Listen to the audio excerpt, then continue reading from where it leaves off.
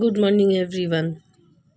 দেখো সোনামা এখানে ওটা বসে আছে, ওর এত শীত করছে, গা থেকে চাদর নামাতে পারছে না। মুখে ভর্তি খাবার খাচ্ছে, হচ্ছে এই যে মুসলি, এইটুখানি মুসলি খাচ্ছে। কোথায় গ্লাসের তলায় দেখাই যাচ্ছে না। এখন বেজে গেছে 7:10। ও কতক্ষণে খাবে শুধু দেখো। সকালবেলা উঠে ও টিফিন টেপার বানিয়ে দেবো। ও বলেছে নিজেই বানাবে আজকে। পাকা খাচ্ছি আমি, তারপরে যাবো। তো চলো আজকের দিনটা শুরু করি। একে পাঠিয়ে দিচ্ছি স্কুলে, মেয়ে চলে গেছে।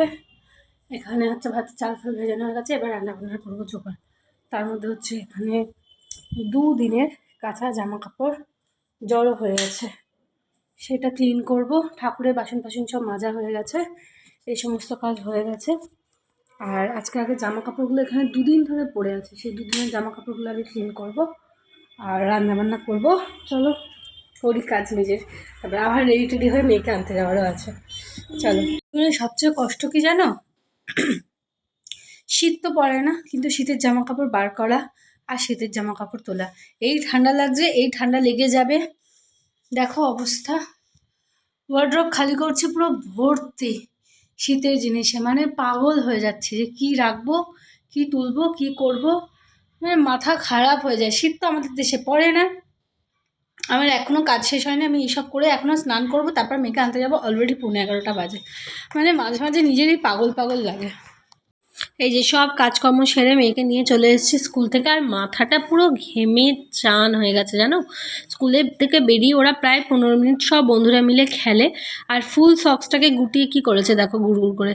এসে বাড়িতে এসে ওর ছুটোছুটি খেলা, আর নাকের ওপরে রাগটা কেন কিসের জন্য দেখো, এই যে কোলে নিয়ে নি, ওকে কোলে নিতে হবে। স্কুল থেকে এসে এরকম কোলে কোলে ঘুরবে, আদর খাবে, যুদ্ধ করবে। কার কার বাড়িতে এরকম একটা করে স্যাম্পল আছে আমাকে অবশ্যই অবশ্যই করে লিখে জানাও। অন্য কিছু না, 15 মিনিট ওর সাথে এসব করতে হবে। তারপরে নিজের স্কুল ইউনিফর্মটাম কাচলো, কেচে স্নান টান করলো, করে এবার ভাত খেতে বসেছে। আজ কিচ্ছু রান্না করিনি, ভেটকি মাছের দম আর আলু দিয়ে, আর হচ্ছে উচ্ছে চচ্চড়ি, সিম্পল লাঞ্চ আজকে, আর কিছুই করিনি। তারপরে লাঞ্চ টাঞ্চগুলো করলো, খুবই ভালো খেতে হয়েছিল আজকে ভেটকি মাছের তরকারিটা।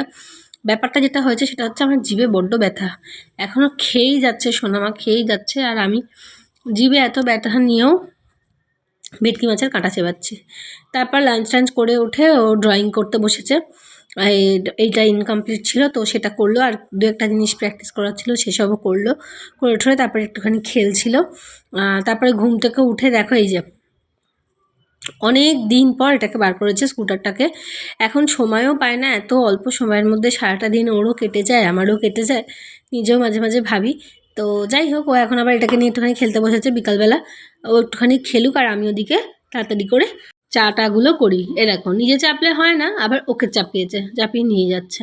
এই হচ্ছে ওর কাণ্ড। দেখো আমি এটাকে রাস্তাটাকে ব্লক করব, কিরম বদমাইশি করে দেখো। আমি ওর সাথে একটু বদমাইশি করি, ও আমার সাথে সব করে। এই এই এই ধাক্কা ধাক্কা ধাক্কা ধাক্কা। তো যাই হোক, আমি একটুখানি ওর সাথে এরমভাবে খেলি, এরকম হুল্লোড় করি। তারপর একটুখানি সন্ধ্যাবেলা আমি একটুখানি চা আর মুড়ি নিয়ে বসেছি। একটুখানি ঝুড়ি ভাজা দিয়ে মুড়ি মেখে খাচ্ছি, কারণ খিদে পেয়েছে। আর সোনামা খাচ্ছে এখানে সুজি। জল খা করে করে জল খাওয়ার নাম নেই। একটা 700 ml বোতল আমি যদি আজকে বিকেলে ভরি, সেটা শেষ হয় কালকে বিকেলে। তাহলে বুঝতে পারছো জল খাওয়ার স্পিডটা কতটা। তারপরে খাওয়া দাওয়া হলো, আধ ঘন্টা 40 মিনিট মতো পড়েছে, কিছু পড়াশোনা হয়নি। তারপরে দেখো তাইকোন্ডো ইউনিফর্ম পরে নিয়েছে, কেমন লাগছে ওকে জানিও ইউনিফর্মটা পরে। তারপরে ওখানে ক্লাস করতে গেছিলো।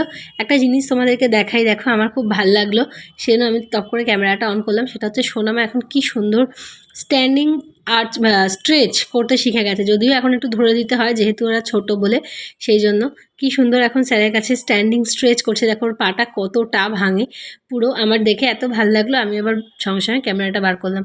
যাই হোক, প্র্যাকটিস করিয়ে নিয়ে চলে এসেছি বাড়িতে এসে আজকে কিছু খাবার নেই বলে রাগ। রুটি, ডিম পোচ, আর সকালে ভেটকি মাছের দমটা করেছিলাম না, ওটার গ্রেভিটা এত ভালো হয়েছিল, আজকে আমরা ওটা দিয়েই রুটি খেয়েছি আর ডিম পোচ দিয়ে। আর সেই সঙ্গে ওর বাবা তো ভাত খেলো। সোনামা এখানে গুড নাইট বলে দিল। গুড নাইট সবাই।